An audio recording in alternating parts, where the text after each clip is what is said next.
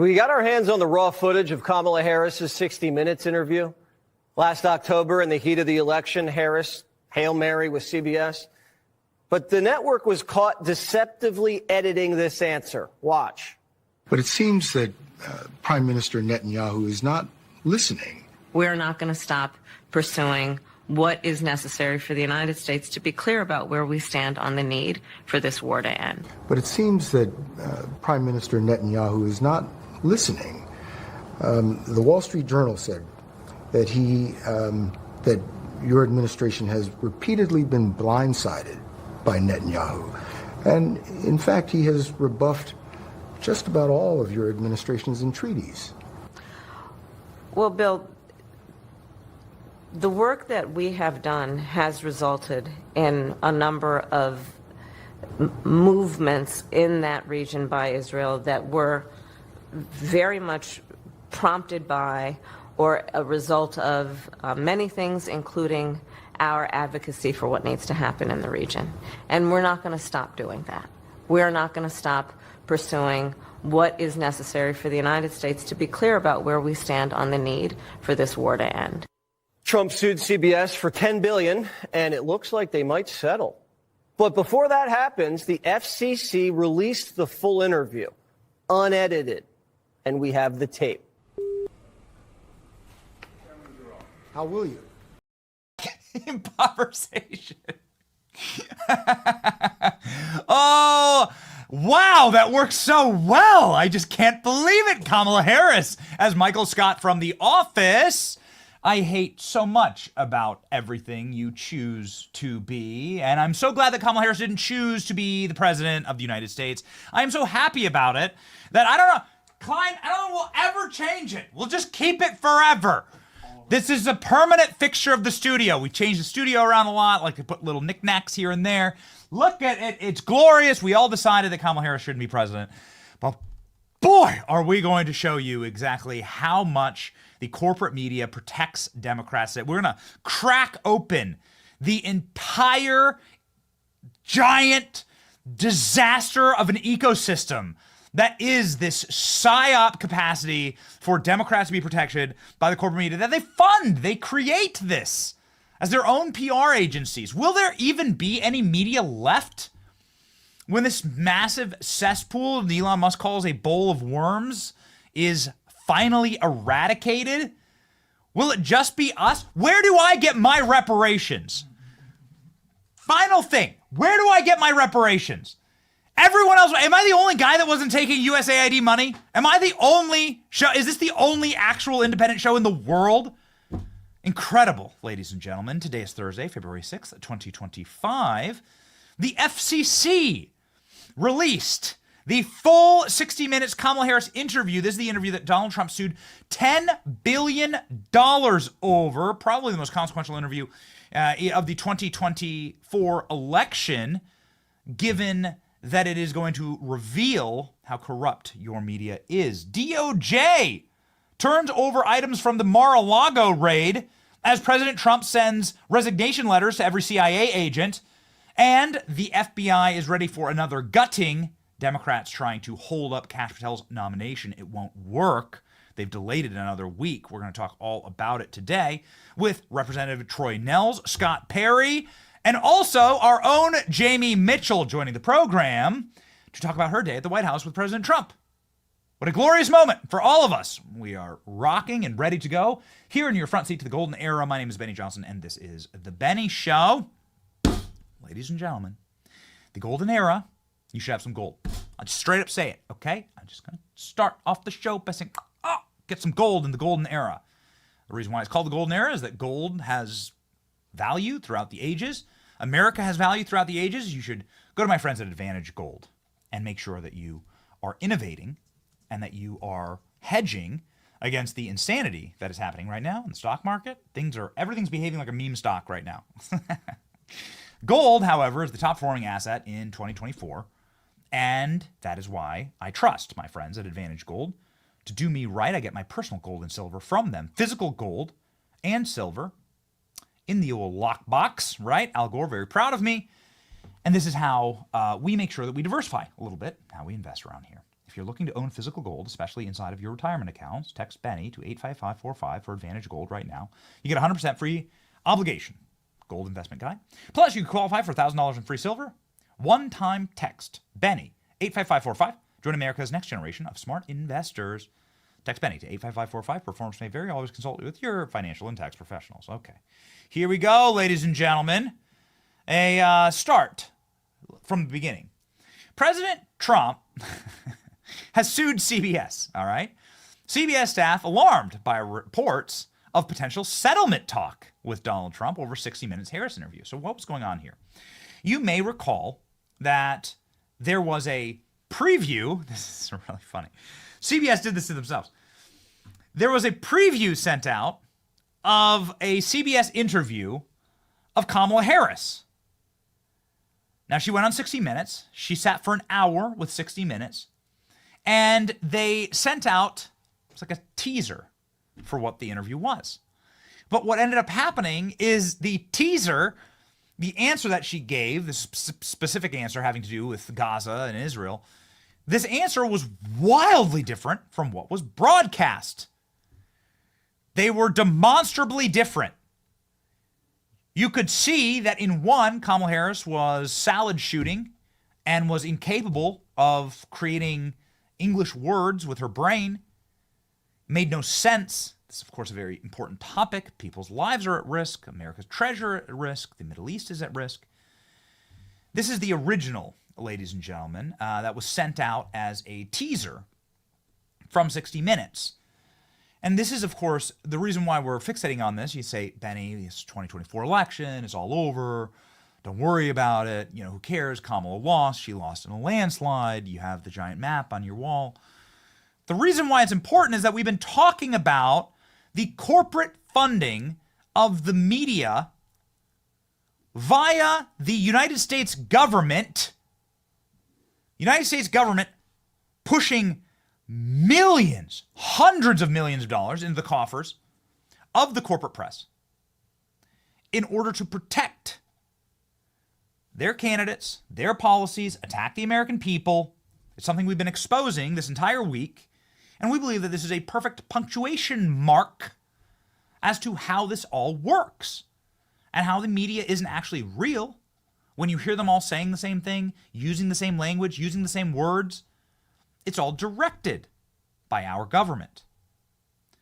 So, ladies and gentlemen, we have this moment where everyone was able to see that CBS News was editing, severely butchering their interview with Kamala Harris. Donald Trump sues 60 Minutes and CBS for this $10 billion. And then President Trump, because he's the chief executive, weighs on the FCC to go a step further. The FCC, of course, who is responsible for CBS's broadcast license and all the little goodies that are given to CBS, NBC, and ABC, and they are given to them. These are these massively profitable, probably the most expensive things that you could have as a broadcaster in the country is this licenses.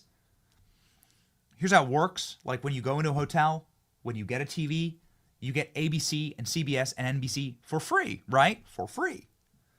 They're piped in on broadcast channels that are owned actually and operated by the federal government. And the federal government gives licenses to ABC, NBC, PBS, CBS. These are grandfathered in order for these news companies to act in the public interest. It's part of the charter. And so is it in the public interest when ABC News has no plan to fact-check Kamala Harris during the debates, but fact-checked Donald Trump's jokes? An important reminder. Here, ABC News had to settle a defamation lawsuit with Donald Trump for $15 million and apologize. ABC News literally funded President Trump's presidential library. This money is going to go to the fake news wing of the presidential library for Donald Trump. Is that in the public interest? No. This was George Stephanopoulos, straight news anchor, saying that Donald Trump's a convicted rapist. Nope, he's not. There's so many other instances of the broadcast channels that get these special privileges.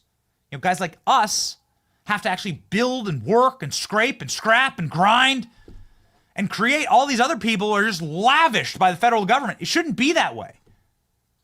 And they have this charter, unlike us, who can technically go and cover and do whatever we want, right?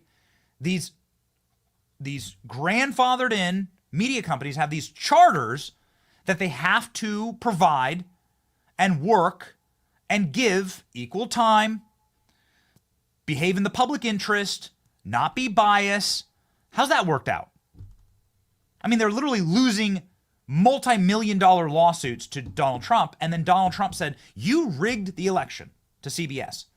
By fixing this interview for Kamala Harris, this embarrassing, bungling word salad of an interview, by fixing it up and tightening it up and like doing plastic surgery on it in the edit, you were able to cobble together sensical answers for Kamala Harris, and that is an in-kind campaign donation. Billions of dollars worth, which is true. Here's what President Trump had to say this morning about it. President Trump saying, CBS and 60 Minutes defrauded the public by doing something that has never been done, to the extent never seen before.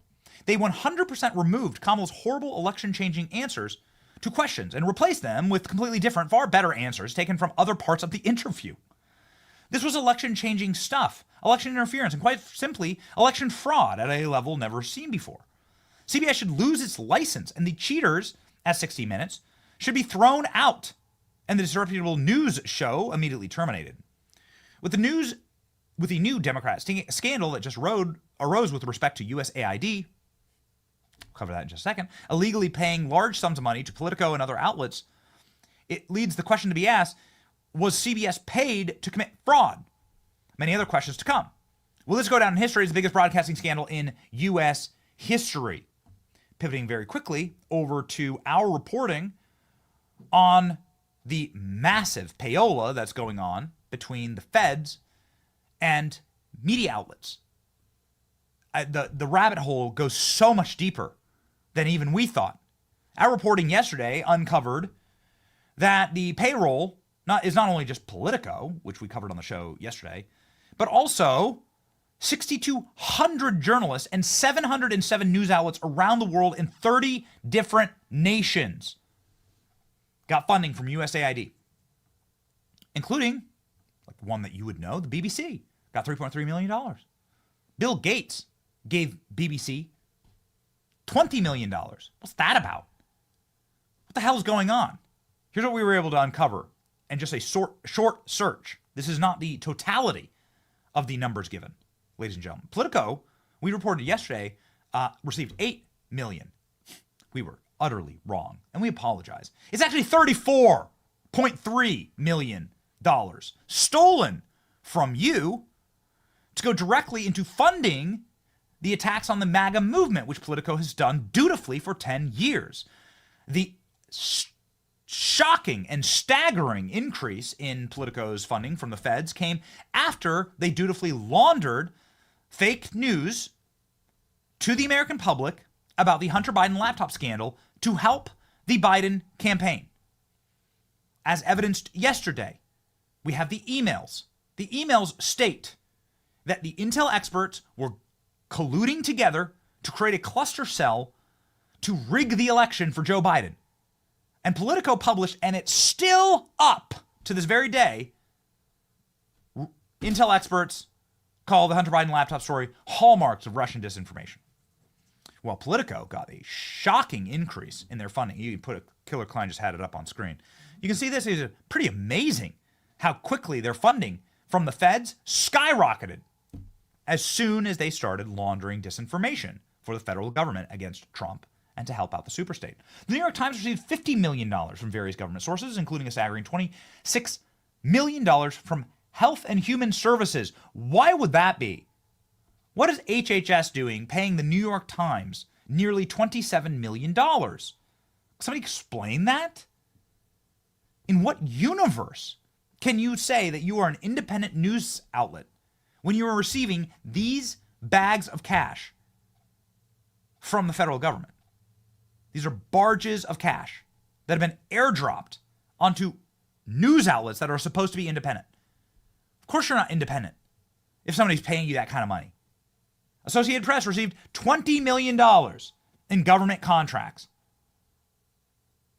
These contracts, of course, spiked severely during election years of 2020 and 2024. Amazing how that works. Reuters received $9 million from the Department of Defense for, and this is in the actual award, active social engineering, defense, and large-scale social deception. That's the name of the award. Large-scale social deception is the name of the award. So they're like, now they're just bragging about it. $220,000 from the Department of State just last year. And of course, the BBC, somehow, inexplicably, along with hundreds of other foreign news sources, got multi-millions of dollars from you. What the hell are we doing? Is there even a left wing in this country? It's worth asking the question. Let's go down to that really cool cover image here. I love that. Is there even media? Like we asked this morning. Does the left wing even exist? Without taxpayer subsidies, without a wholesale looting of the American public, does Washington even exist? All those buildings, all these like little pristine offices, how much of it was wholesale stolen from you, the American taxpayer? I don't think we've even scratched the surface. We have multiple sources inside the administration saying, you won't believe what happens next. I don't think we've even scratched the surface. But here's what we know, and it makes me enraged or proud. Kind of both, like a mix of both. Emotions riding high this morning as we uncover this. We actually had to fight on this channel through shadow bans and through demonetization, through deplatforming. We were fighting a censorship regime that was also operationally targeting us in order to make sure that these other news outlets had no competition, that people couldn't find our voice, couldn't find alternatives. We've never been prouder to be 100% independent media. Go search the FCC. Go search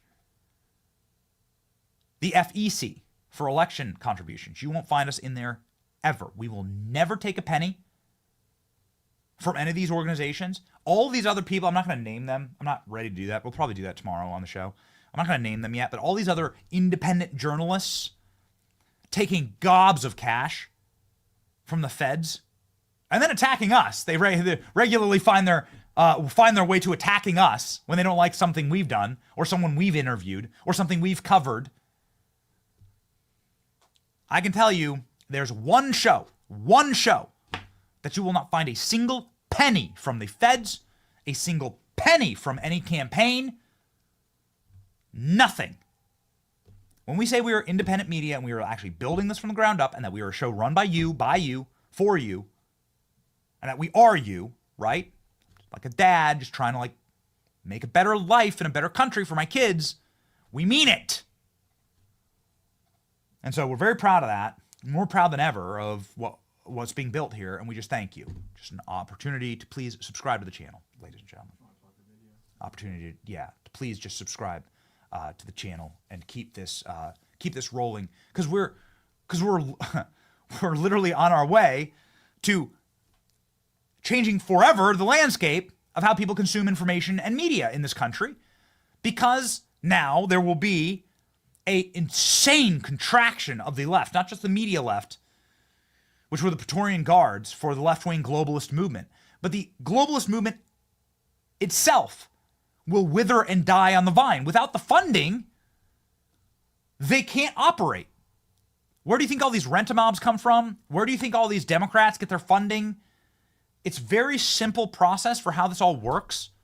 USAID gives money to Nigerian schools. That money never even leaves the country, never even gets to Nigeria.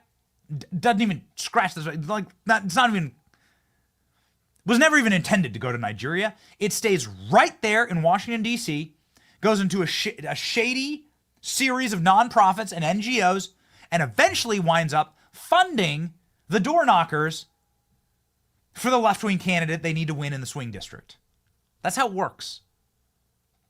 And then if you ever attacked that, there were all these media organs that were there to call you fake news or to fact check you or to demonetize you or to take you offline. We were living in the Truman Show. We were living in a fake world. It was all fake. It's all coming crashing down as every single corrupted institution eventually does. Eventually it topples. It becomes so top-heavy and so corrupt that it breaks and collapses in on itself. And that's what you're seeing right now. This release of the CBS News unedited version of Kamala Harris's interview shocked the world yesterday. One more point on USAID, just to show you how important the work is that we're doing at the show and in this moment. The President of the United States, ladies and gentlemen, parroting and amplifying our reporting yesterday. Check this out. It looks like billions of dollars have been stolen at USAID and other agencies, much of it going to the fake news media as payoffs for creating good stories about Democrats. Left-wing rag known as Politico has received $8 million. Humbly, I correct you, Mr. President, $34 million actually. Did the New York Times receive money? Yes, they did, $50 million. Who else did? This could be the biggest scandal of all time. Perhaps the biggest in history. Democrats cannot hide from this one. Do we have Carolyn Levitt yesterday? Let's grab Carolyn Levitt talking about Politico yesterday. I just want to bring, again, I just want to emphasize here, this is a show that is designed and built and energized by creating a better country for you and me and for our children. And it is our great honor to be able to do that with staggering regularity. Yesterday, we published a screenshot of Politico's, here it is, Politico's funding. The biggest scandal in news media history, we said. We noted Politico. We talked about how Politico had problems paying their employees. As soon as the USAID funding was cut, they couldn't, their payroll didn't hit. And then, lo and behold, ladies and gentlemen, that sucker went thermonuclear. We have it on good authority that President Trump was shown this as a series of printed out pieces of media and content that he consumed in the White House yesterday, and then crafted his truth post based on this. 221,000 likes, 62,000 shares, 11 million views. This, ladies and gentlemen, is the new media. We are the media. We can change this country for the better. We have an extraordinary opportunity ahead of us to completely dismantle and to change forever the way that this country operates. And to do that, you have to change the culture. You have to change the way that people are consuming information. And the destruction of this ecosystem of state-funded media, it's so unfair to people like us. I mean, they'll never tell you I'm a victim. We're so proud of all the work that we do here. We're happy to have worked 4, 5, 7,000 times harder than these goblins and urchins and these mutants that get their funding from the feds. It's so unfair to us from a business model that our competition, a competition that we're streaming against right now, right? The AP, New York Times, they all have channels. We stream against them. They're all streaming on federal dollars. I get the revenue of this show gets taxed to fund our competition. So they steal money that could go to hiring more creatives here, to expanding our operations, and then they fund our competition. Where's my reparations? What an effed up system. It makes my blood boil because our hearts are in this. And we're pretty obvious, it's pretty clear what we want to do here and what we're trying to build. And over the last 4 years, we've built this show, and every single hurdle that's been put up here has been put up by our competition and our enemies using the state to attack their competition, which is definitionally fascism. It is fascistic to use the power of the state to impoverish us, to deplatform us, to censor us, to steal our money at gunpoint, which is what taxes are. Don't pay your taxes, go to jail, lose everything. They steal my taxes, they steal the revenue from this program, and they fork it over to our enemies, to our competition, who then turn around and write hit pieces on us. How many times has Politico written a hit piece on us? How many times has New York Times written a hit piece on this program and what we do? And it's funded by us? I was funding it the whole time?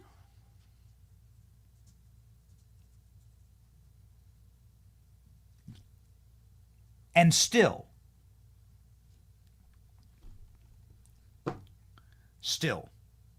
we destroy them every single day. And still, it's like shadow boxing. Because there is no substitute for authenticity.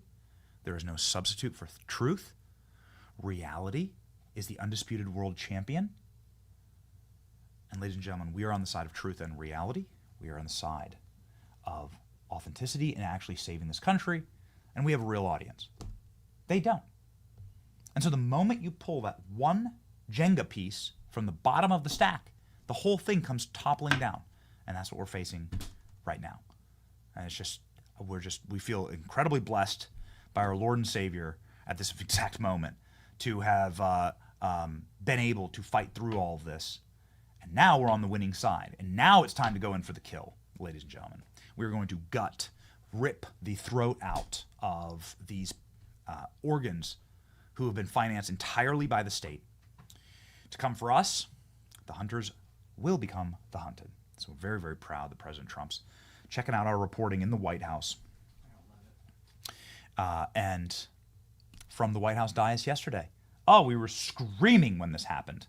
Here's Carolyn Levitt calling out Politico to their faces yesterday, being like, oh, really? That's very interesting. Your funding's gone. Yes. USAID has gotten a lot of attention the last couple of days with some of these bizarre things that we've been, taxpayers have been funding. Mm-hmm. Now it looks like there are a couple media outlets that have been dragged into this conversation as far as USAID funding as well. Does the President have any comment on that? So upon coming out here to the briefing room, I was made aware of the funding from USAID to media outlets, including Politico, who I know has a seat in this room. And I can confirm that the more than $8 million taxpayer dollars that have gone to essentially subsidizing subscriptions to Politico on the American taxpayers' dime will no longer be happening. The DOJ team is working on canceling those payments now. Again, this is a whole of government effort to ensure that we are going line by line when it comes to the federal government's books. And this president and his team are making decisions across the board on, do these receipts serve the interests of the American people? Is this a good use of the American taxpayers' money? If it is not, that funding will no longer be sent abroad, and American taxpayers will see significant savings because of that effort. So proud to be in this fight with you. You. Love. The chat. Hearts out to you. Ladies and gentlemen, on our program, just last week, the chairman of the FCC was on saying this is illegal, what these broadcasters are doing. I control the licenses for these broadcasters as the FCC chairman, and there's going to be some major changes. And lo and behold, you heard it here on this show first, Brendan Carr, the chairman of the FCC, put this up yesterday afternoon. CBS provided the FCC with an unredacted video and transcript of VP Harris's 60-minute interview. Based on the FCC's review of the news distortion complaint, this is the complaint via President Trump's campaign. CBS did not ask for confidential or non-public treatment of these materials. Given the value of the transparency, the public interest here, the FCC has taken 2 actions. The FCC is making the materials public and available. The FCC has concluded that the establishing a docket seeking comment on the issue and raise the complaint to serve the public interest. People will have a chance to weigh in. And then they released the full, unedited Kamala Harris interview. Ladies and gentlemen, it's not good. It's not great. Let's begin by establishing the fact that CBS, in multiple material instances, changed Kamala's answers. They just changed it. They actually spliced together answers from other parts of the interview and just manipulated the entire damn thing. None of it's real. It's all fake. Everything's fake. USAID is fake. News companies that you think are powerful are fake. There's no authenticity, no audience, no revenue, nothing. It's all fake. All of it's gone. You are living in a different country right now than you've lived in for the past 30 years. It's a new America. We're ripping down the facade. None of it's been real. You're going to see what the real movement, what the real left actually is, which is a bunch of like dying, decaying old media companies that have no actual audience. Without the federal government propping it all up and subsidizing it, it doesn't exist. It's Fugazi. It's not real. The leftist movements aren't real either. The country is probably we're probably 70% of the country. Sure, I mean, obviously I will admit that psychotic, overly medicated cat ladies do exist. Unhappy cat lady moms addicted to the box of wine in their fridge, those exist. But they're not the majority. It's probably a 70-30 country when you get rid of all the Fed dollars psyoping the American people. And this is a great first step, all right? Ladies and gentlemen, this is a great first step.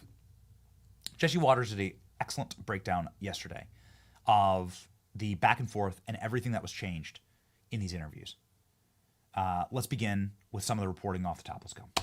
They talked for an hour and left a lot out. Here's an answer that never made air. Watch. I'm trying to understand how it is that with this emphasis on the border, the numbers of crossings quadrupled under the first 3 years of the Biden-Harris administration. How did that happen? There are a variety of factors that relate to what we have seen globally and what we are not immune from at our own border in terms of what we have seen in terms of surge of immigration and irregular migration. And there are solutions at hand, but we've got to have leaders who are solution-oriented, which we've been and are. It's not real. It's not a real answer. It's not English. That doesn't make any sense. We need to be solutions at the border. That's what we have been and what we are. That's not functional English. It continues, ladies and gentlemen. Here we go. Kamala on giveaway policies. Let's go. CBS also cut out their host pressing Kamala on how she's going to pay for all of her giveaways. If all of this makes so much sense, why has this not been done? You're dealing with a Congress that is divided, that many are in opposition to not only you but your policies. So how are you going to make this come true? Bill, if I approached my life as though, well, it's never been done before, therefore it cannot be done, I wouldn't be sitting here in this interview with you. That's the truth.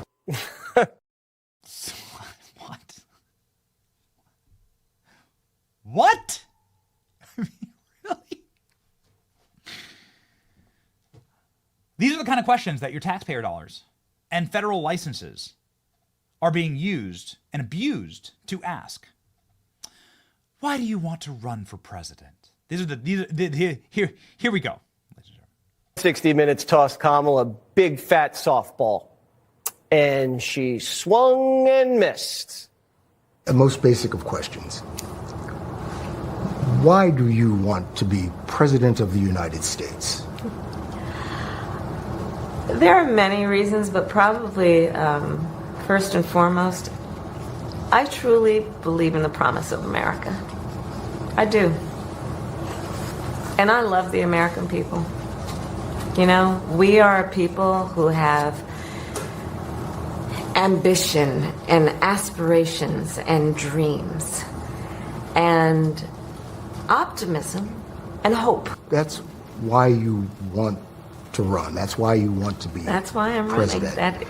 That and some other reasons. But you're asking the American people to make you the most powerful person on the planet. Mm-hmm. Why do you deserve the American people's votes? Well, first of all, I have a career and a history of being very clear that I think of my role of leadership, and in particular now for the last 4 years as vice president and moving forward as president, if the voters will have me, as being a leader on behalf of all Americans. We dodged such a bullet. Are you thankful? Look, when you watch these clips, remember to go to church and to pray and to thank the Lord. We dodged such a bullet. ChatGPT could write such better answers than that. None of these answers make any sense. Kamala's not real. Kamala's emblematic of everything that we're learning about our federal government right now and the world that we've lived in. It's been a Truman Show. It's all been fake. Your media outlets are fake. Your politicians are fake. They're not real. They don't have any original thoughts. None of it makes any sense. The Obama Foundation is fake. All of it's fake. The Clinton Foundation, all of these things are fake. You know, they're all losing their money now, right? Like the Obama Foundation has lost like billions of dollars in funding after Trump's election victory. None of it's been real. And it's really nice to lock into reality. Okay, reality. Kamala misgendered? Let's go. Kamala wasn't the only one having a rough night. One of the crew guys misgendered Madam Vice President.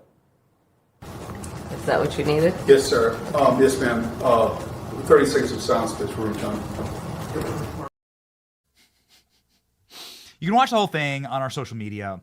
We can't play the whole thing because 60 Minutes does a big copyright play on it, right? To try and make sure that people can't play the entire, but you should see it. It's 60 minutes. It's up. It's a 60-minute interview. It's up on our social media. Here's the tweet. And more importantly, ladies and gentlemen, here's the FCC commissioner, chairman, Brendan Carr, explaining why this is so important for the American public to understand the corruption of the media that we pay for, fund, and subsidize as taxpayers.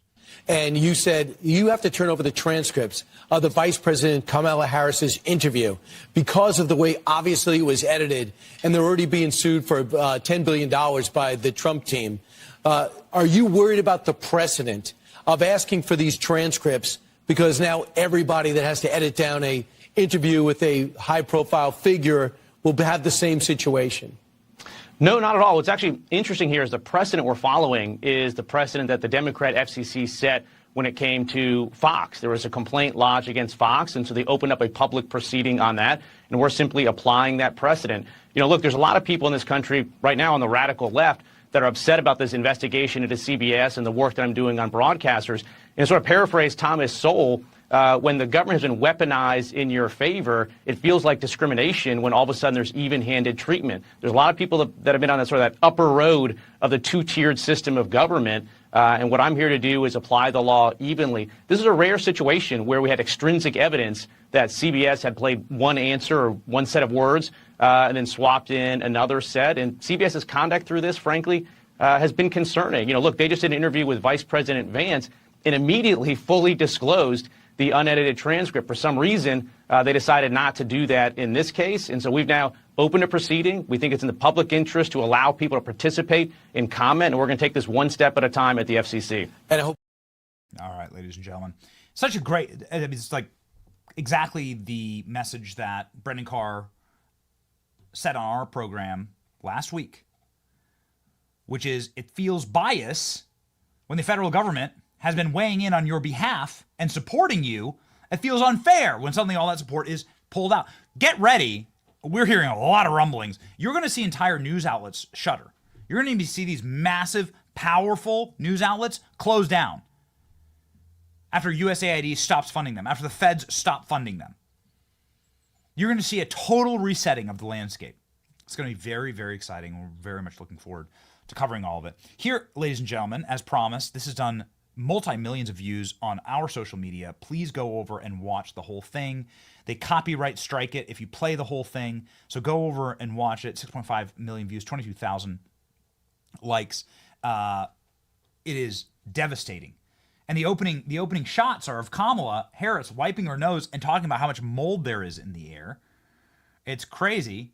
She's like, she spends the entire opening, and then you can see how much they play this little like cat with a ball of yarn thing. The reporter and her are like tee-hee-heeing back and forth. It's not a real. They're not real journalists. They're not real reporters. It's propaganda. It's propaganda. It's all fake. Listen to this. Mold is up. You know that mold is at an all-time high today, which is the one thing I am allergic to. Yeah. Okay. Pollen is down. Mold is up. Mold is up. There you go. This is your federal government, ladies and gentlemen. They like a heartbeat away from the presidency, right here. The Democrat candidate for president without receiving a single vote. And yet they run into the streets and they scream, they shriek like demons that Elon Musk didn't receive a single vote. Right. Actually, he did. Like, the American people did know that Elon Musk and Doge would be a package deal. Same with RFK, same with Kash Patel, same with Pam Bondi, same with Tulsi Gabbard. We knew that was going to be a package deal. That is exactly what we voted for. This is exactly what we're voting for. Democrats shrieking in the streets. No press conferences after Lahaina burned down in Maui. No press conferences after Western North Carolina or Florida got battered and Americans died in hurricanes. No press conferences at all. No shrieking, no uniting, no marching for any of that. When those horrors are visited upon the American people, 100,000 deaths from fentanyl every year, nothing. Not a peep for Lake and Riley. Nothing. But steal the golden goose from them, how they fund their campaigns, how they fund their activism, how they fund their media protection. Oh, man, it has been a 3 straight days of raging and terror in the streets. So that's how you know you're over the target, ladies and gentlemen. It's been exciting to be part of this, and Brendan Carr isn't done yet. Brendan Carr is going to be doing a full investigation into whether ABC, NBC, and CBS deserve to have their broadcast licenses stripped from them, along with defunding of NPR and PBS. That must happen. That just seems logical at this point. If you're going to get rid of the Department of Education, if you're going to get rid of USAID, then the logical next step is if you're going to go this hard at taxpayer-funded corporate press to attack American citizens and your political enemies, you got to get rid of NPR's funding. You got to get rid of PBS. It's just the logical next step. Here's Brendan Carr on our program saying, get ready. Yeah, you're right. Broadcasters are differently situated. You know, it's not a cable channel per se. It's not a streamer like you are. It's not a guy on the street with a soapbox. Again, they have this special right to use the public's airways. In exchange for that, they have to operate in the public interest. In fact, when it comes to places like NPR, it's doubly so. Not only do they have to operate in the public interest, but they have this special status because they're supposed to serve the educational needs of their community. So they get benefits above and beyond even what regular broadcasters get as well. And they may be hearing from me pretty soon on those issues as well. But these particular complaints are interesting. So at the very last minute, the 11th hour, the Biden administration came out and summarily dismissed 3 different complaints that were one against ABC, one against CBS, one against NBC. The CBS one having to do with allegations of news distortion related to the 60 Minutes editing of the interview with Vice President Harris. These are not frivolous complaints. At the end of the day, it's not, entirely clear to me where we're going to land on the merits of these complaints, but what it is clear to me is summarily dismissing them at the 11th hour was a mistake. And so we have the bureaus reverse those dismissals. All three of those complaints are now live before the FCC. And I'm asking the bureaus to move forward with their information gathering and their process for treating these complaints the way they should be treated, which is, certainly something not frivolous. And we'll be looking at that. Ladies and gentlemen, one final note on all this. There's one time that you've heard me actually scream with rage on the show, and it's when we were watching the ABC News debate together. And do you remember David Muir sitting there and fact-checking Donald Trump's jokes? Trump says, "Oh, I lost 2020 by a whisker." And he said I was joking when I said that. And David Muir fact-checks him and says, "It didn't sound like you were joking. I've reviewed the tapes." Cut their funding. Rip their licenses away. Let's be done with this. This is like the final facade that needs to be torn down to create an equal playing field. And a final note. I don't want federal funding. How about that? How about just create everything equal? This show and independent shows versus corporate media, we beat them every single day. We destroy them by the numbers. Just even the playing field. Just have us versus them and have it be equal. That's all that we ask for. I don't want a special privilege. I don't want a barge of taxpayer money hoovered into my bank account with a bunch of little golden handcuffs that I'm going to cover certain things certain ways, or I'm going to listen to the CIA when they tell me what to say or what to do or which elections to rig. I don't want that. And nobody should get that privilege. Nobody should get that. It should all be equal. And then you let the chips fall where they may. And the people who are doing it right, ladies and gentlemen, and standing up for the American people, they'll win. Okay? Yeah. No more debates on mainstream media. We said this earlier in the last year. Debates should be independent, should be moderated by Joe Rogan, Tucker Carlson, and Elon Musk. I humbly submit myself to be a debate moderator as well. It should be moderated by people that actually have a voice with the American people. All right, ladies and gentlemen. We are going to be hearing from somebody who definitely has a voice with the American people, the great Congressman Scott Perry, in just a moment. But in case you're wondering, how I got my dander up this morning, how we were able to stand here, and part of the reason why we have a show and why we're able to defeat the corporate media is that we work harder than them. We stand here sometimes for 12, 16 hours a day. I don't know how many hours live were we live last week, Klein? We were live for 40 plus hours. We were live for 40 plus hours here. Whew. My kids come to the studio. I have my wife bring my kids to the studio so we can play. It's see my kids. It's just one of those seasons, right? It's just one of those seasons. You got to lock in, ladies and gentlemen. You got to stay healthy, and you got to know what's happening with your body. You got to be able to bring the energy. Lumen, ladies and gentlemen, is how I make sure that I keep a balanced life and that my metabolism is working properly. Lumen is the world's first handheld metabolic coach. It's a device that helps measure your metabolism through your breath.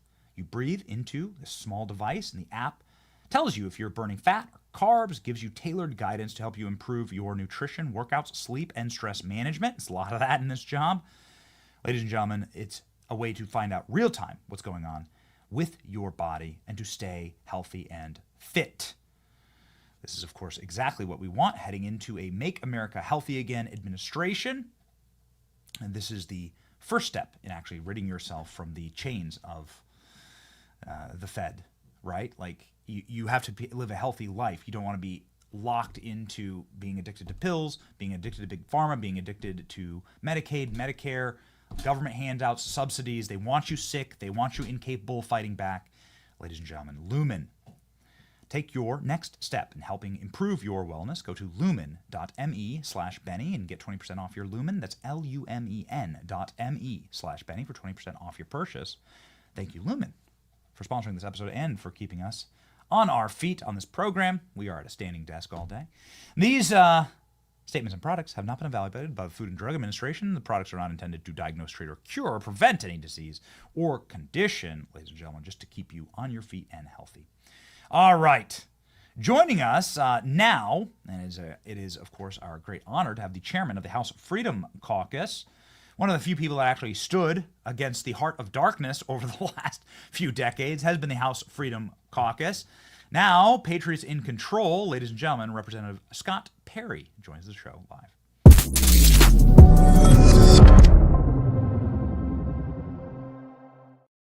Thank you so much, Congressman, for being on the show. This has got to be music to your ears, all of the government waste that is being cut. It makes us very angry. I think perhaps deservedly so, because what we realize is that our competition in the media space and in the broadcasting space has been totally wholesale funded and protected by the feds. And that's not a free market, Congressman. No, it's not, Benny. It's so awesome to be with you. I loved your last segment. And look, I'm in the middle of this. I'm in the fight.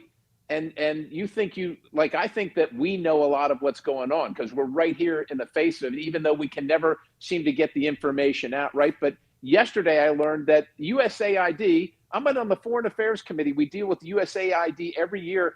I had no idea USAID is paying for Politico, the guy that's the people that are wandering around the halls of the Capitol chasing us down with these inane questions about, did you stop beating your wife yet? And so our government is paying for this propaganda and we didn't even know. And I listened to you say it's all fake, it's a fugazi and all that stuff. I remember one time I was talking to a campaign consultant about how I wanted to communicate with my bosses, and I said, we need to do it this way, and he said, yeah, we'll put some simulated information on there. Well, that's what you're talking about. That was Kamala Harris's. That's her word salad. It's simulated information, and of course the networks, they're all buddy. It's all a grift. Washington, D.C. is a grift. The media is a grift. The whole thing, like you said, we're all living in the Truman Show. And the wonderful thing is, look, we've been shouting from the mountaintops, particularly about USAID for years, about all these crazy programs. No one hears us. The advent of Elon Musk, Vivek Ramaswamy, and Doge, and the breadth and the expanse of the conversation has changed the battlefield completely. People know immediately, and they look at this stuff and they say, are you kidding me? And of course, we're so gratified. We've been screaming and saying, why doesn't anybody hear us? You know why? Because Politico doesn't report on it. You know why? Because they're being paid for by those people to not report on it. Yes. It's amazing because people don't understand. I was a Capitol Hill reporter for a long time, Congressman. They don't understand how oppressive it is to have some little goblin following you and running after you and screaming questions like, why are you a racist? Why do you hate little babies so much? I mean, constantly. It's actually oppressive. Look, we don't mind. I don't mind answering legitimate questions, but you got it right. They always set it up so that no matter which way you answer, you're some guy that needs to be, shoved into the dustbin of history, and they set it up so that you're going to be vilified. And they're not journalists. They are leftist activists with a press pass. That's all they are. But they want you to believe they're journalists. And of course, you mentioned NPR. I hope you told your audience I've got the bill to defund them. We tried last year. We've tried a whole bunch. It's just taxpayer-funded propaganda. And by the way, didn't you ever notice, since you're paying for it with your taxes, yet if you watch the programming, you're going to see commercials. They are getting commercial sponsorship. So if they can get commercial sponsorship, why are your tax dollars paying for it? And then how is it in the public interest? How is it unbiased? It's completely biased. That's the point. My production team is finding the bill itself, and we'll pop it up on screen. Thank you so much for authoring that bill, Congressman. This is obviously a conflict of interest, right? So you in the journalistic profession, you can't be totally funded by the oil companies and then be reporting on oil all day, right? That would be seen as unethical. You'd get your press credentials pulled, and you'd be told that you're an activist. Obviously, you're not a journalist. And so yesterday, at what point do we start pulling the press credentials of journalists? I mean, Politico got a little spanking yesterday at the White House from Carolyn Leavitt, and then President Trump over the top this morning on Truth Social, saying you're not. How can you be trusted to report on the federal government when you're taking $37 million from the feds? Yes. Yesterday, when this Politico reporter kind of questioned me, it was on conflicts of interest. Get this right. He questioned me on the conflicts of interest with Elon Musk taking a look at the books, but didn't get the irony of the fact that Politico was just outed as taking federal money to report propaganda that they see fit. Like he didn't see that as a problem. It actually is breathtaking. You got to almost admire, their gravitas. They have no self-awareness of their own hypocrisy. Yeah, I mean, at some point you got to pull the credentials. At some point you got to say this is your conflicted of interest. You got to reapply. You're not reporters. You're not you're not journalists. This is not a news outlet. You are leftist with a press pass. It's okay that you are that, but let's just identify you. And oh, by the way, can we have all our money back now? That's exactly right. Where's my reparations? Yes. Yeah. Where's my reparations? Like we had to build it from scratch. Right. We had to bootstrap every employee at this company. We had to bootstrap. We have 20 people that work with us and that creators, and we're job creators and providers in this space for young and patriots that want to like help and serve their country. But it's hard. It's like it's really tough. Like sometimes, and you want to have the greatest possible capacity to build and make careers.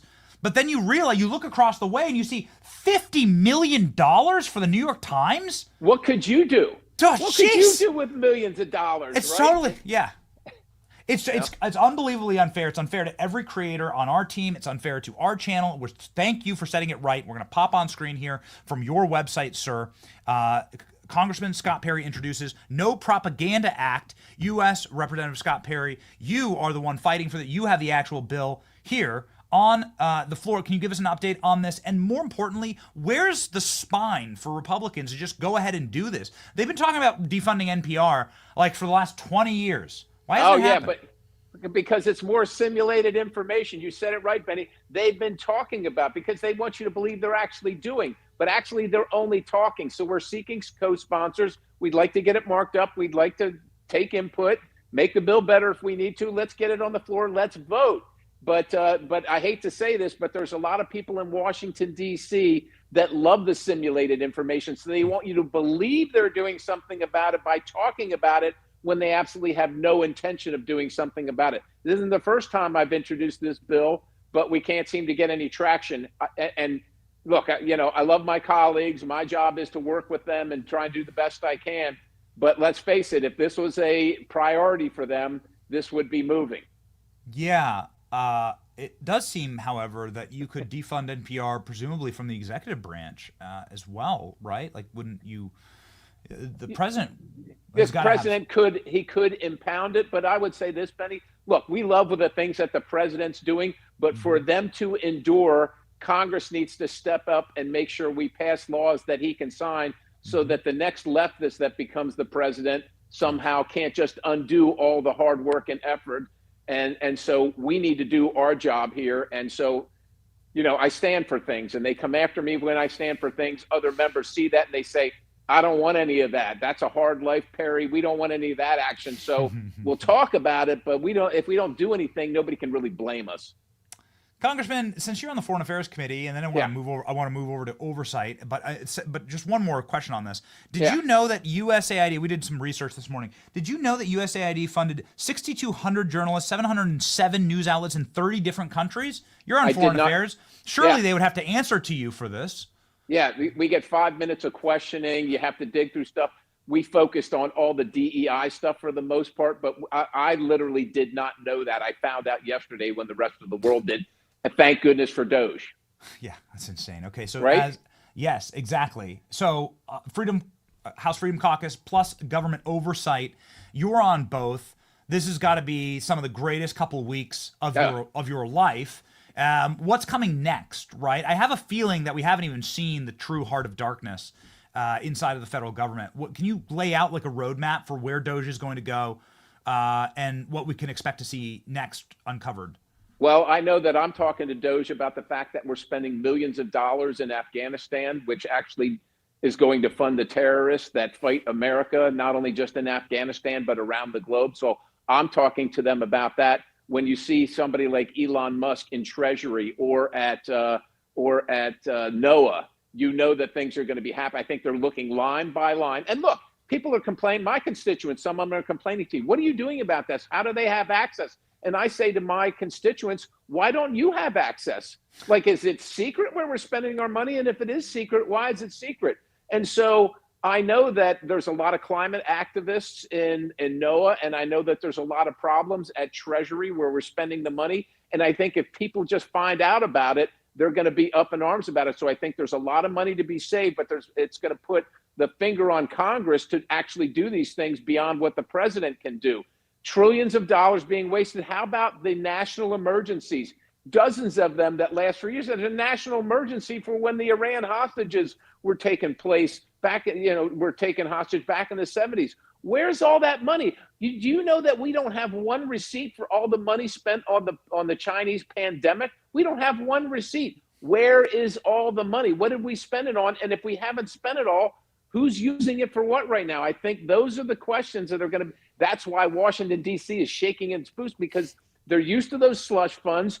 You American people, you shut up, you pay your taxes. We'll handle where the money goes, because all our friends are living around here being hooked up to this program, and you just keep paying, and we'll, smart people will do the best thing on your behalf, because you're dumb rubes and go out and deal with your families, work on your car, live your hard life. We'll make it great for you. I think that's all going to be, the curtain's going to be yanked back right now. And that's why this town is quaking right now. So it's almost like the president's listening to you in real time. He posted on Truth Social, as you're saying this, Congressman, wait until Doge looks into Iraq and Afghanistan war funding. Yes, yeah. Exactly. Yeah. And who got paid out, noting that Liz Cheney is one of the people who were spawned out of USAID, along with your colleague AOC. Very ironic. Very ironic. Just like the preacher that chastised President Trump at the National Cathedral, and we just found out that she was on the grift, taking money to move illegal migrants into the United States of America. Who knew? Surprise, surprise, right? Man, it sure would be nice to get some answers here. It'd be nice to have Congress be able to subpoena people and do exactly what the left did to people like Steve Bannon and Peter Navarro. And those who are non-cooperative. Is that going to be happening for somebody like Dr. Fauci or Liz Cheney? I mean, you just talked about COVID, the Iraq War, Afghanistan. Yeah. These people have committed such severe crimes that before they're even charged, the outgoing Joe Biden decided to pardon them all. It seems to me they're showing their hand here, right? Well, absolutely. And look, I sure hope so. We have, in the military, we describe it as a target-rich environment. They're all around us, right? You say, well, we're surrounded, but I mean, we have the weapons, and so we should be looking at every single one of these things. I listened to the FCC chairman on the clip that you played where he said it was a mistake for the Biden administration to resolve those issues. It wasn't a mistake. It was by design. They don't want anybody looking. And so we have so much to look at right now.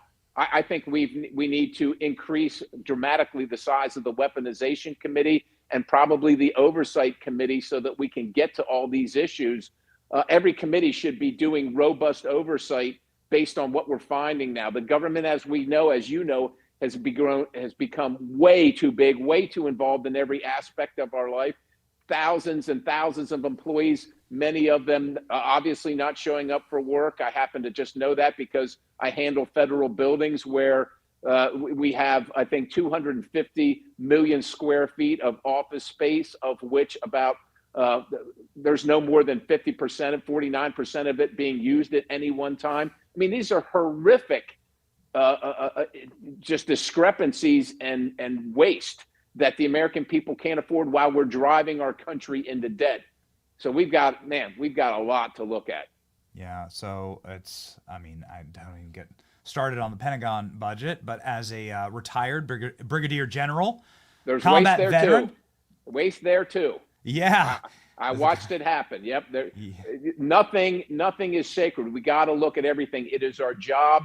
Even the things we loved. I love serving in uniform, but it broke my heart. Look, I'm a frugal guy. I grew up in a frugal household. We didn't have electricity or running water. I don't throw anything away. And to watch them throw connexes of material aid, to watch them destroy brand new vehicles because it costs too much to bring them home. That's unacceptable to me. It's unacceptable to the American taxpayer that gets up in the morning and works hard to play by the rules, to have their stuff just thrown away willy-nilly like that. Whether you're in uniform or not, it is unacceptable.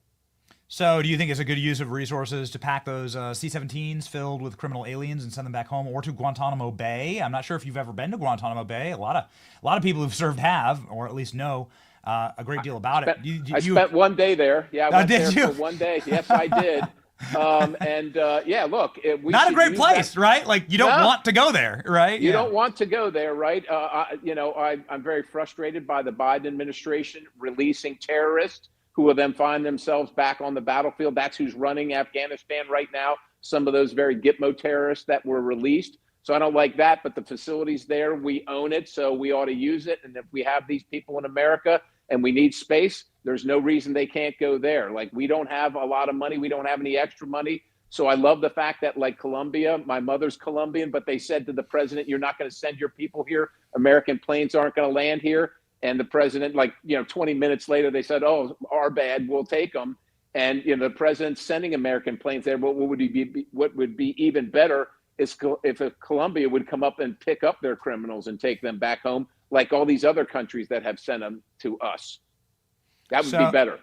So this has got to be, again, watching the U.S. military realign has got to be a really incredible thing for you. I mean, it's got to be Christmas morning every single day. It certainly is for us. When you watch Mark Milley and having his portraits taken down at then a guy getting his potential demotion as a brigadier general yourself, wanted to get your opinion on that, and seems like he might be facing potential disciplinary action as well in retirement. Yeah, I don't know if we can discipline him, but look, I was never a fan of General Milley. I think that the things that he did were highly questionable, and we throw this word around too lightly in America, treasonous. But when I know that he was collaborating, and I think I'll use that term correctly, with the Chinese Communist Party behind the commander-in-chief, I think that needs a robust investigation. The left just kind of swept that under the rug and dismissed it out of hand. But I think that deserves a second look. We really need to understand exactly what happened there, and understand that the Chinese Communist Party is not our strategic adversary. They're not a competitor. They're the enemy of the United States of America. And for General Milley to collaborate with them and say, look, I'm going to let you know if this crazy guy that the American people elected is going to do anything. Look, the Army is a place where you take orders, and I get it. So if you can't take orders anymore, do the honorable thing and resign. But do not stab your country and your commander in the back. That is unacceptable, and that is something that should be prosecuted. Wow. Those are strong words, Congressman. Well, look, I got an order one time that I decided I could not carry out. And I just said to myself, I've been in this man's army for a long time. I served for over 3 decades. And I said, when you can't take orders anymore, it's time to go. And, so I just tendered my resignation and I moved on with my life.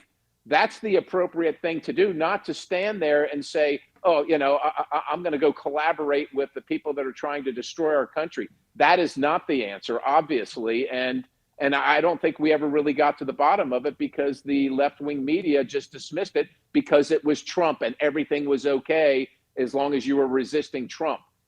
Man. You agreed to serve, you're wearing the uniform, you take orders, you carry out the orders, or you don't wear and you don't wear the uniform and you don't serve. It's very simple.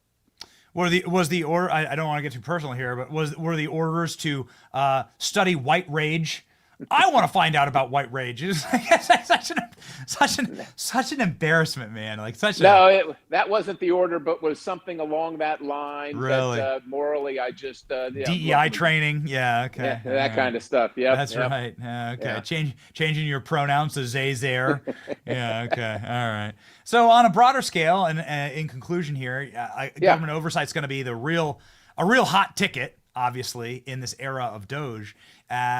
Zooming sort of out, when you look at the people who are insubordinate across the government, at the FBI, the CIA, I guess, was given all of their resignation letters. Like the entire staff of the CIA were handed resignation letters. Apparently tens of thousands of feds have now taken their resignations and said, yeah, this is the way to go. You're seeing a lot of frictions that are being created right now inside of these agencies. What's going to happen specifically with intelligence, with the FBI and CIA? And that seems to be sort of the brick wall that oversight slams into all the time. James Comer, Jim Jordan, always telling us on this program, they can't get anything out of the FBI. They can't get anything out of the feds. They can't get anything out of the intelligence agencies. Is Trump actually going to be able to reform them? How will you help him do it?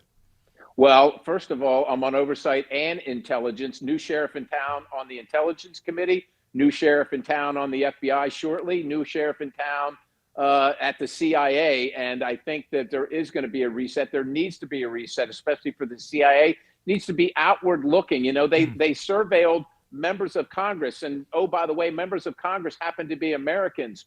So why would you keep files on members of Congress? What's the justification, unless you're telling me they're collaborating with foreign enemies? And if they are, God bless them. Well, what are we doing about that? But the point is they've become inward looking. And we all know this. I was persecuted personally and politically because of my affiliation with the president. So was he. And so I think you're going to see some very big changes there. And I think we are going to see an opening up of these things. And I would say this, for all the employees that are working there, many of them on the right path, doing the right thing.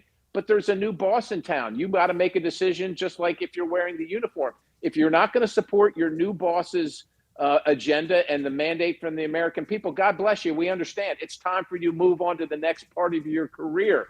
But what's not acceptable is for you to stay there and be an insurgent. That is not part of the protocol. So you either agree with it and can implement it because that's your job, or you move on to something else. And if you're not going to move on to something else and try and stay and burrow in and work against the president's agenda and the American First agenda, then I think you're going to be ferreted out, and you'll be leaving under different conditions in that circumstance. Yeah. We've already seen a couple of security walkouts at the FBI for various individuals, and a couple of people that need a couple of people needing to actually be physically removed from their offices. It's not with malice. We have a job to do here. Yeah. You don't want to do it. We get that, but we're not going to pay you to not do the job, right? But you wouldn't do that in your own business. You employ people. You pay for their car payments and their mortgage payments, their hopes and dreams, because they're doing the work that Benny Johnson needs them to do. If they're there doing work for your competitors or trying to submarine and tank your mission, you're not going to keep paying them. Why would the federal government do that? It's just common sense. No other business operates this way, and neither should the federal government. That's the long and short. We're not mad about it, but you just got to move on to something else. Yes, exactly. And the federal government shouldn't be protecting Jeffrey Epstein. They shouldn't be protecting Indeed. That's like yes. Let's know all the answers, right? Yes. We want to know all the answers. And oh, by the way, the president gave the order on JFK and RFK, and so I know that the current director of intelligence is slow rolling that. There's no let Americans. That's our information. It's not their information. It's not the intelligence agency's information. It is our information. Let's have it. That's right. Let's have it, ladies and gentlemen. Somebody who lets them have it every single day is the great Scott Perry, a man who has so honorably served his country and is also representing the newly red state, hopefully permanently, of Pennsylvania, and making Pennsylvania Florida. I think very, very trended much in the right direction. That's trending in the correct direction. Everybody go ahead and follow the great congressman. Thank you so much, sir. Thank you. God bless you. Have a great day. All right.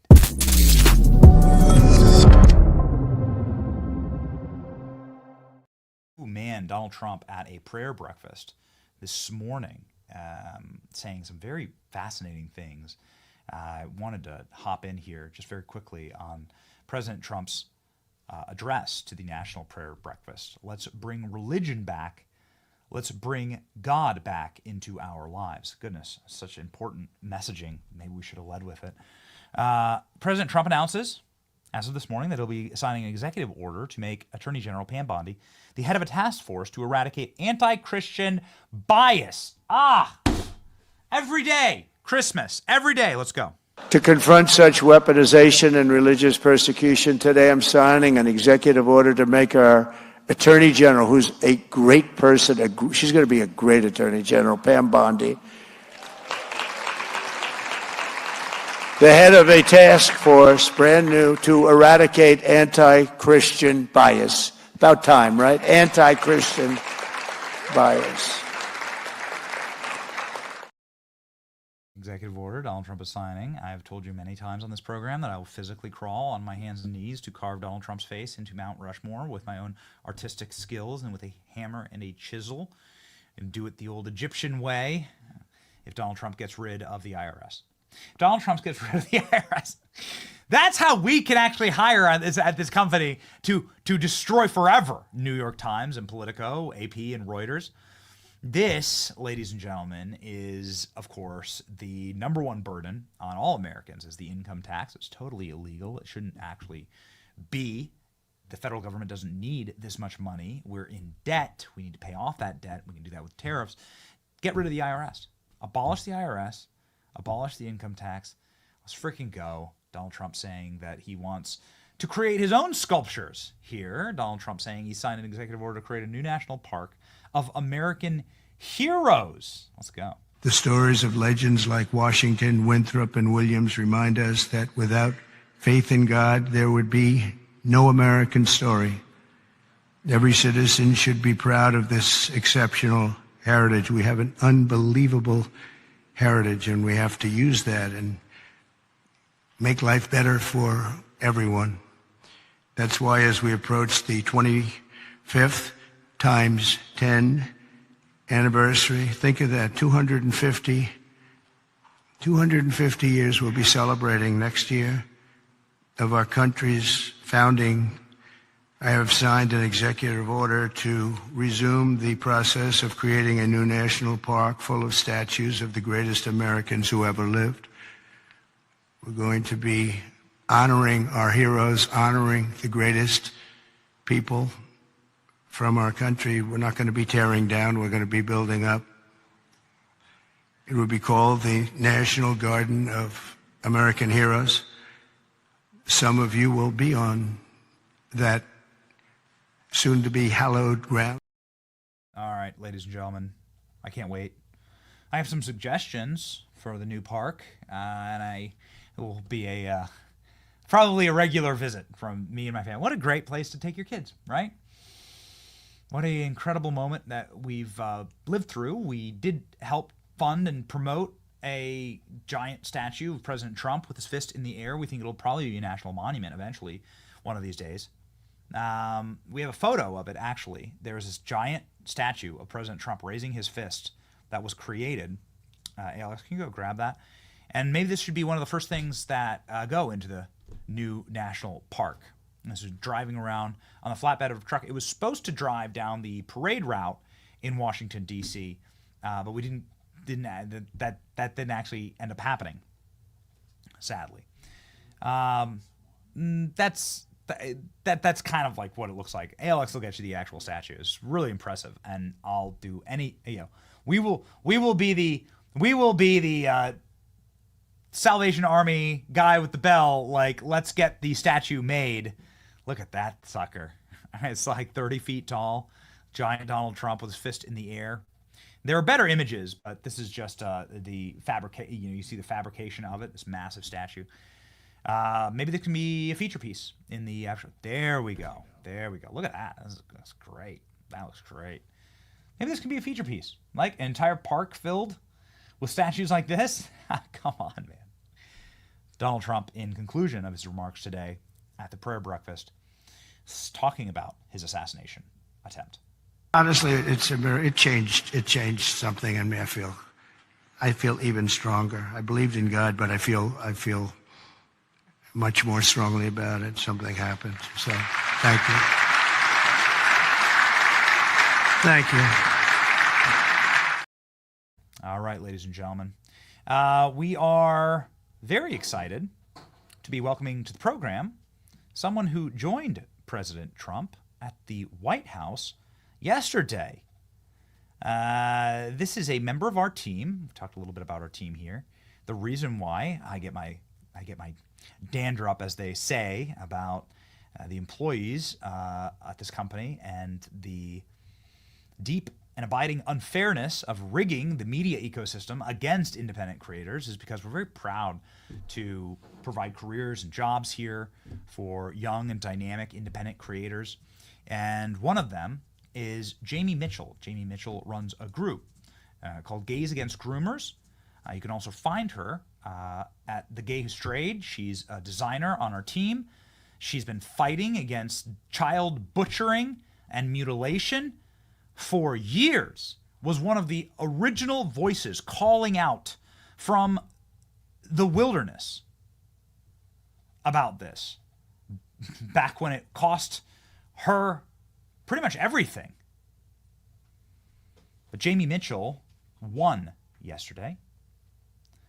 Jamie was at the White House for President Trump's signing of a document, an executive order, that permanently established that there would be no men and women's sports locker room or spaces, that there are actually two genders, as God has set forth. It's the first lines in the book of Genesis, actually. And Jamie, fresh off of her experience at the White House with a lot of fun photos and takeaways, joins the program live now.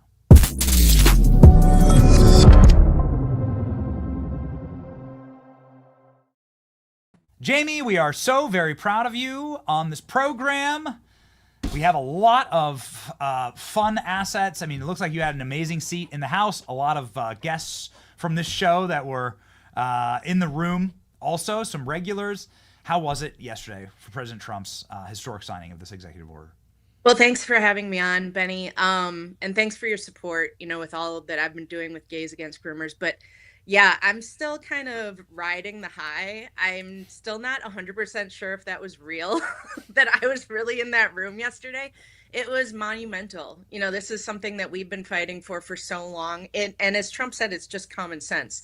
But to be in that room, and that's the closest I've ever been to Trump. And that man actually has like a real aura about him. Like you can feel the energy shift when he walks in the room and just being near him. It's very surreal. But I mean, it was incredible to be a part of it. And I'm so honored that, our work has been recognized, in the fight to end the war on insanity, really, and the war on children. It's absolutely crazy that this is even something that we have to do, that these are orders that Trump has to sign and things that even need to come out of our mouths. It's just like, how did we get here? But very quickly, I mean, it has been mind-blowing to me in the best way to see how quickly Trump has taken action against these things and how high up he has prioritized them. But yeah, it was just remarkable. And I'm so honored and still can't believe it happened. What a fun little roll. I'm like watching your camera roll here from the White House. It just looked amazing. I mean, I posted this photo and I was like, this is clearly the strongest defense of women in political history. And no Democrat, living or dead, has ever defended women more than what President Trump just did. And I hope that translates, right? And I don't know. I wasn't in the room, but I think it will. I think it will for women, and then also for the men who want to have their daughters and wives protected. This is the strongest protections for women for anyone of any party in any administration ever. Do you agree, Jamie? Yep. Oh, 100%. And I really think the left, I mean, they have been imploding. They have been going absolutely apoplectic for the past 2 weeks between Trump and Elon. But seeing this photo, this so-called the biggest misogynist in the world, surrounded by hordes of women and girls signing into law a protection for them, for their rights, for their safety, for their fairness. I don't know how the left really squares that one and how they keep these lies going. I've seen some people on X, saying, how dare all these people support Trump? Like J.K. Rowling came out supporting Trump, and people are quote tweeting that, saying, thanks for coming out supporting the biggest misogynist in the world. And it's like, do you understand what you're saying here? Like, how are you a real person? It's just so crazy. I think that the jig is up, and people are not stupid, and the left has been thinking that the American people are very stupid for a very long time, and we're not. And we see what's going on, and reality is making a comeback thanks to President Trump and thanks to all of our hard work at Gays Against Groomers, my entire team. There's over 100 of us working extremely hard every single day. No backing, no USAID dollars, that's for sure. I wish we could have seen some of that, actually. No, I'm just kidding. I would never want that kind of money. But, we do it all independent, and it's just our voices speaking out from inside the community, because our community, we have been used as scapegoats to kind of push this disgusting agenda on children. And the majority of us, I truly believe, want to stop it and are strongly against it. But that's why Gays Against Groomers, our voice is so important, because they have a harder time calling us homophobic and transphobic, even though they still try, but it doesn't really stick as well. Yeah, they've tried to call J.K. Rowling that multiple times. Here's the tweet thread this morning where she's responding to your group. This is obviously the very famous, very prominent author of the Harry Potter series. And this, plus new polling from Fox News, shows you've won. I mean, you won, Jamie. And here's 18% believes that transgender athletes should be allowed to compete in women's sports. 80% of the country say no. I mean, these numbers would probably, 4 years ago, it would probably have been a 50-50 issue. And this shows the power of the work that you've done. Yeah, definitely. I mean, it's remarkable to see how far this conversation has come. 4 years ago, this wasn't even like in the national discourse. People didn't really know what was going on. And we have been sounding the alarm for, Gays Against Groomers has been around almost 3 years now. So we've been sounding the alarm for quite a while, along with so many other people in this fight. It's definitely not just us. You see Riley Gaines up there. Billboard Chris has been incredible. All the Congress people that were in that room yesterday have been fighting so hard. Nancy Mace, Marjorie Taylor Greene, so many more. I mean, it's impossible to list off all the people that have really had an impact in this fight. But to see how far we've come in just a short amount of time. And I mean, this to me is the most uniting issue in the world. Like, Gays Against Groomers is a nonpartisan organization, like this. And we have found, despite what the media says and the Democrats, the officials, everybody supports this issue of protecting children. No child can consent to chopping off healthy body parts or chemically castrating themselves. It's absolutely insane that this is even up for debate. And yeah, I mean, girls deserve their own spaces. They work their entire lives to be the best in their sport, just for a mediocre male to come along and strip everything away from them. It's just, the people, where are the Women's March people? Like, you remember just a few years ago, there was a giant women's march with their silly pink hats. It's like, where did those people go? Donald Trump is the one standing up for women and girls everywhere. And I'm overwhelmed with happiness that this moment has come. We were literally a millimeter away from the complete opposite reality, from Butler. So I'm just proud of our team, proud of all the work we've made in the progress. This is what actual progress looks like, by the way. This is actual progress. So it's just, It's been wonderful to be a part of, and such an honor again to be welcomed in the White House and acknowledged for our part in it. So wonderful day. Well, we have a photo that we regularly put up on the program. We don't need to put it up now, but it's of Harvey Weinstein marching in the Women's March. That's where they were, Jamie, to answer your question. They were all marching with Harvey Weinstein to protect women's rights. That's what was happening. He was wearing a little pussy, it's called a pussy hat, like a little peacock. He's wearing one, and Harvey Weinstein. So just in case you're wondering if everything's fraudulent and fake, And Literally. we lived in a fake world, in a literal Truman Show. Yes, it's true. So you weren't in a fake world. Here's a photo of you at the White House yesterday. Just a takeaway, Jamie. Like, what was it like there? What was the vibe of the White House? Did you get a pen, right? And what was your favorite member of Congress that you met?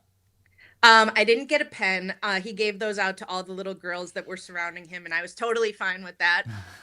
It was just, I keep saying the word surreal, but, you know, I have been so obsessed with politics my whole life. You know, even before Gays Against Groomers, like as the gay who strayed, and that's why I love working with you on this team as well, because like I'm just so tuned in anyways to every little thing that happens, and to be there and to just be around it, around such an historical place. And it is a day, it may be the best day of one of the best days of my life. I think my wedding day, my wife is going to get mad if I say it was the best day, but no, it was incredible. My favorite member of Congress, gosh, that's hard. I honestly, at the moment, I gotta give a shout out to Nancy Mace, because she has just been going in with her flamethrower, nuking gender ideology and the trans madness. And, you know, when I saw her, it was so funny. I went up to her, I said, "Hi, I'm Jamie Michelle, the founder and president of Gays Against Groomers." And she goes, "Shut up. I effing love you guys," and gave me a giant hug. It was just like, you know, we're allied very strongly in what we're fighting for. So that was just, yeah, that was my first time actually meeting her in person. So that was wonderful. And meeting so many of them, it was just great to rub elbows and introduce myself. And, you know, so many of them have heard about the work that we do and have heard about our organization. It's just remarkable what we've been able to accomplish in just a few years. And look, the executive orders are amazing. It's a huge step, but the fight isn't over. You know, this isn't just there's going to be lawsuits and people, private companies and hospitals and schools and all this stuff. Like, it's still going to be happening.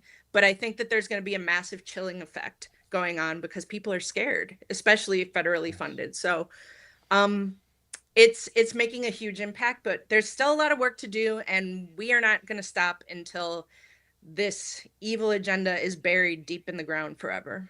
Yeah, there's a number of states that just sued the president in order for the right to continue to butcher children. We often pivot to the scriptures in these moments, and Christ says, if you harm the hairs on one of these little kids, it's better for you to have a giant rock hung around your neck and thrown into the depths of the ocean.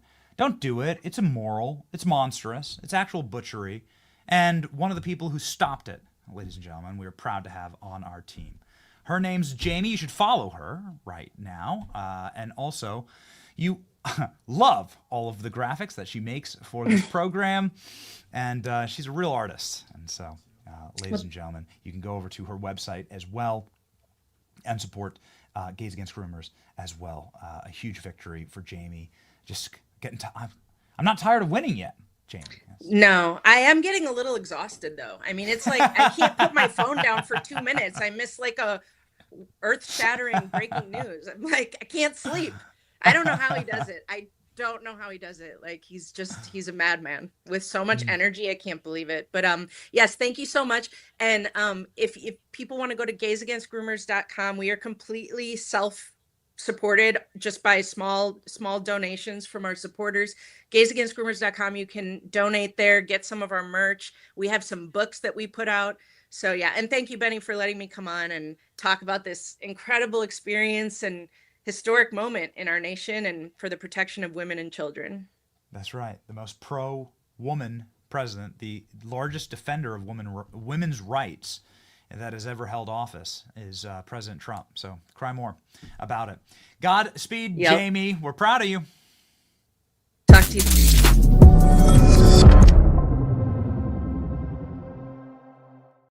In case you're wondering, ladies and gentlemen, this is a real photo of Harvey Weinstein at the Women's March. This was the Women's March in Aspen. So you can see Harvey Weinstein there lurking and mouth breathing. These are your left-wing activists, you see. There you go. The Obamas sent their preteen daughters to go work for Harvey Weinstein. This was the first place they sent them to go work. What does that tell you about the Obamas exactly? I don't know. I'll let you decide. But yeah, Sasha and Malia went to go work for Harvey Weinstein in their first jobs. They got internships with him. Real sickos, ladies and gentlemen. We are here for you. It is going to be a absolutely wild ride. Make sure that you lock in with us and our program. Patriot Mobile is the cellular company that we use to stay connected out in the streets, on the road, and rocking and rolling in this golden era of literal unending news cycle that just keeps getting better, ladies and gentlemen. Patriot Mobile is available on all 3 networks. If you have cell service today, you can sign up for Patriot Mobile, get their coverage guarantee. This is a company that supports the First Amendment, Second Amendment, sanctity of life, veterans, first responders. But most importantly, they're the only Christian conservative wireless provider in America. Go right now to patriotmobile.com/Benny or call 972-PATRIOT and get a free month of service with promo code Benny. Switch to Patriot Mobile today to defend freedom with every single text and call you make. patriotmobile.com/Benny. I mean, we could have done a whole show on just this final topic here, but we touched on it yesterday, so I feel like we have to to follow through. And as ever, the topics that we talk about here on the show end up being the lead for Jesse Waters' program. ALX is howling with laughter with that one. No hate, nothing but love. But we do feel oftentimes like we're producers for Jesse Waters' show with some of our content selection and some of the graphics that we make. And it's an honor, actually. It's our great honor. In fact, we want to be the trendsetter for the entire movement, and nothing but love for Jesse and his team. USAID and the CIA were unified in creating President Trump's first impeachment. This was an op that was funded entirely by USAID. We mentioned this on the program yesterday. We spent considerable time breaking it down. And ladies and gentlemen, Michael Schellenberger was on Jesse Waters' program and was explaining how this op worked in order to impeach Trump the first time. This impeachment of the president, a literal coup, was brought to you by USAID, in case you're wondering why we must atomize this thing. Here you go. You have this new piece on Substack that the USAID and the CIA helped orchestrate Trump's impeachment? Yeah, I mean, Jesse, it's a crazy story. I mean, you might forget that, the House of Representatives impeached President Trump in December of 2019. Many people may not remember that it was a CIA analyst who was left over from the Obama White House who wrote the memo that led to the impeachment. It was all based on hearsay. The person had not actually been in the room with Trump. Nonetheless, this memo that he wrote relied heavily on a report done by an organization funded by USAID. In fact, its initial founding funding, I mean, now it's tens of millions of dollars, had gone into this group called the Organized Crime and Corruption Reporting Project, a name that's not very memorable, OCCRP, but it was basically created as an extension of the State Department and then of USAID. And as you know, Jesse, this is very serious to be involved in an effort to do regime change at home, as we've been discovering as the files have come out with what Elon Musk has been doing. We know that USAID was really about regime change abroad. It was a kind of public-facing part, regime change operation like CIA, but not covert, more overt. Well, now you see a similar blowback, just like they did censorship abroad and brought censorship tools back home. They were doing this sort of thing abroad, creating a predicate essentially for Trump's impeachment. Talked about it on the show yesterday. It was all an op. This is what they do. They stage coups around the globe. And as Mike Ben said, everything you've seen from populist leaders being attacked through lawfare in France or Brazil, in Poland, all across Eastern Europe, all throughout the world, when a populist leader gets lawfare funded against them and these diktats ordered against them, it's part of the playbook. Arrest immediately your opposition as soon as you win in a very, very narrow election decided by ballots that we just found right at the last minute. That's all we needed. When the water pipe broke and there was the bag of ballots. It was just a water pipe and there's the bag. Look at that. That's where they were. Yeah. That's how this is a sick operation. These people are sick. It's evil. It's dark. And ladies and gentlemen, the truth is the light, and the truth shall set you free. Our verse of the day is the light as well. Every single day on the show, our verse of the day brings light and truth, and we can anchor our program in that truth from Jeremiah 29. For I know the plans I have for you, says the Lord. They are the plans for good and not for disaster, to give you future and to give you hope. Never seen the country more hopeful than it is right now, and we join you in that. Please join us in making sure that not only do we accept all the good things that are happening right now, but we protect them, and that we fight for more. Now is not the time to get fat and happy and satisfied and say everything's going to be good. No, no, no. Evil does not rest. Prowls like a roaring lion looking for who to kill, steal, kill, and destroy. Steal, kill, and destroy. So don't do those things, ladies and gentlemen. Lock in and help us continue these victories and to preserve this great nation. You can do that by becoming a member at BennyJohnson.com. You can do that by becoming a member on our channels. Various channels allow for memberships to be open, and that supports us, and we thank you so much for that support. There is going to be an absolutely wild ride ahead of all of us. This is your front seat to the golden era, and we won't let you down, ladies and gentlemen. We'll be there for you. Please be there for us, and we thank you from here, our perch at the single fastest growing streaming news show in the world. It's your boy Benny. See ya.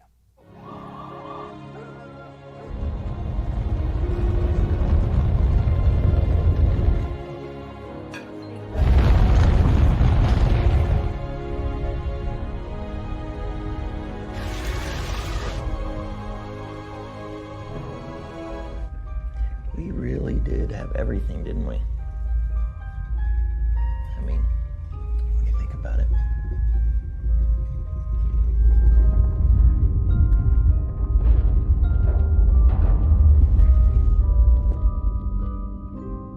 What difference at this point does it make?